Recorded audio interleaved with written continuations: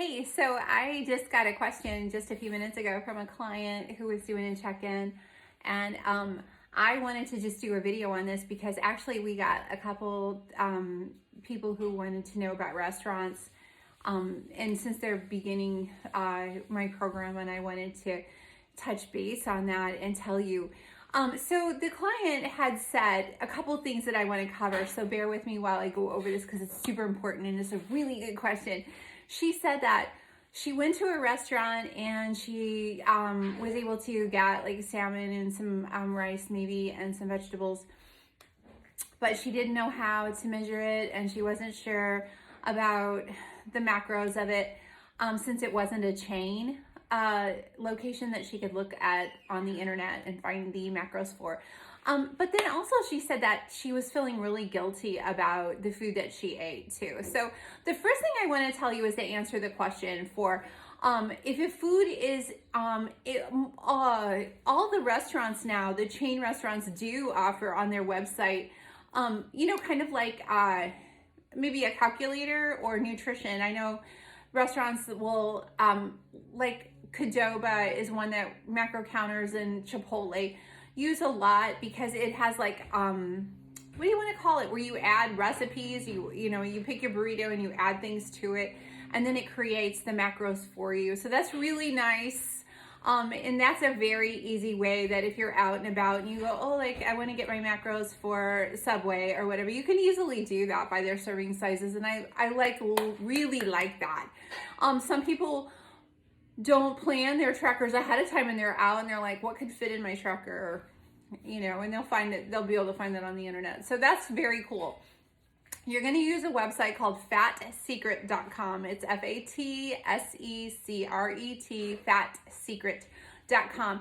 That is really great because you can pull it up on your phone and then you can utilize it to look for restaurants, to look for styles of eating that or really all food is listed in fatsecret.com. So the reason why I really like fatsecret.com is I was on my show prep and we went to a place called California Pizza Kitchen, and I generally don't eat in restaurants but when I'm on my show prep, but I went in through Fat Secret and was able to find something called a tricolor pizza, which was simply a pizza crust, and they had like a lettuce salad with some chicken breast on top of it, and it had like a little honey drizzle or something in that vein. But it had very low macros. This actually was not on the menu, so I was able to pull it up on Fat Secret as I scanned through the California Pizza Kitchen on the Fat Secret, looking at their listings, and I was like to the waiter, I was like, is this something that you could prepare for me? And they did. So literally that pizza, half of it ended up being like 30 carbs and like 20 grams of protein, and the rest was just vegetables. I didn't even put any dressing on it. But for me at that moment, that was great because, otherwise it would be looking at the menu thinking there wasn't anything available for me. So Fat Secret is very valuable. So when you're going to get that, you don't even have to load it to your phone. It's not an app, it's just a website. So that's what you're going to do. If you go to a Mexican restaurant, let's say you're a lifestyle client and you're out and about and you go to a Mexican restaurant and you have Mexican rice, you can look up on Fat Secret, like Mexican or Spanish rice or whatever it's called, and it'll give you like a serving size, and that's what you'll use. You don't have to have we have in St. Louis, we have El Maguey.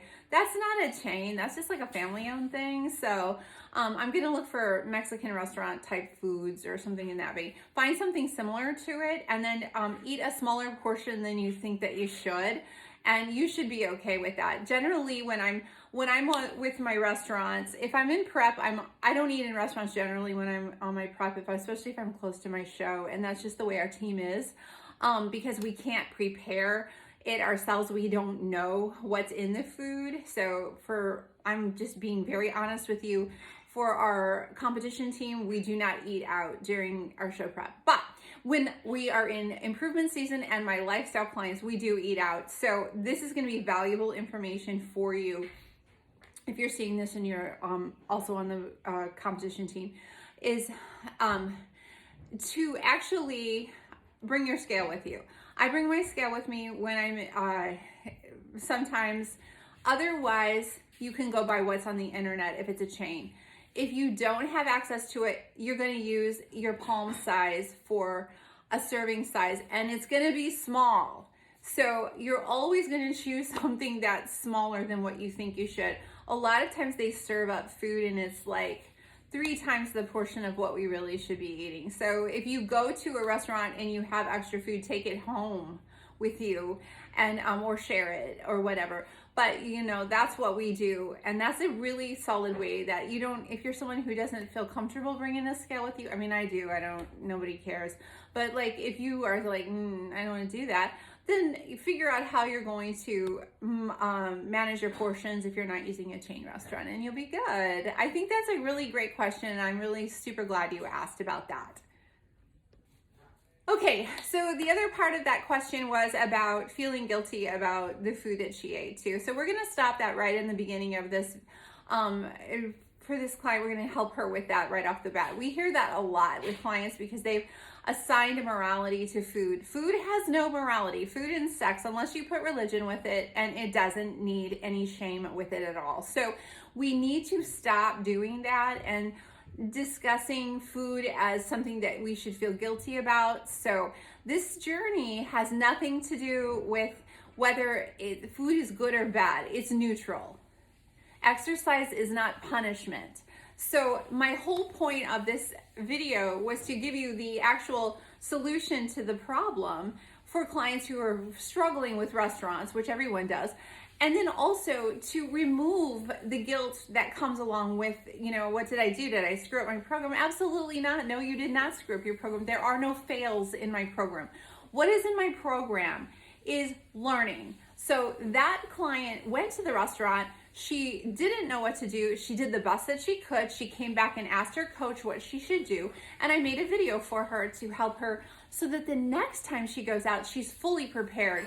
And she totally understands what her goal is when she goes out. And then she can work from there and work from there. And that is the learning process. There doesn't need to be a component of shame or guilt attached to it, because we are not about being perfect. We are about progress. We are about being consistent. And this client is actually being consistent because she did the best she could. She checked in and she told me, hey, this is bothering me. So in our world, when we think about food, we can't really move forward in our goals if we're continually attaching guilt to the things that we do and the foods that we eat. We need to kind of like take a deep breath on that and like make that something that is no longer going to be a part of this journey. We're just going to look at it as information. And what had happened today makes me so excited because it worked exactly the way it was supposed to. She told me what happened. I gave her some advice and some solutions, and now we're going to move on and we're going to see her flourish in this, and she's going to become a really great macro counter and really have control of that, and it's going to make her really happy.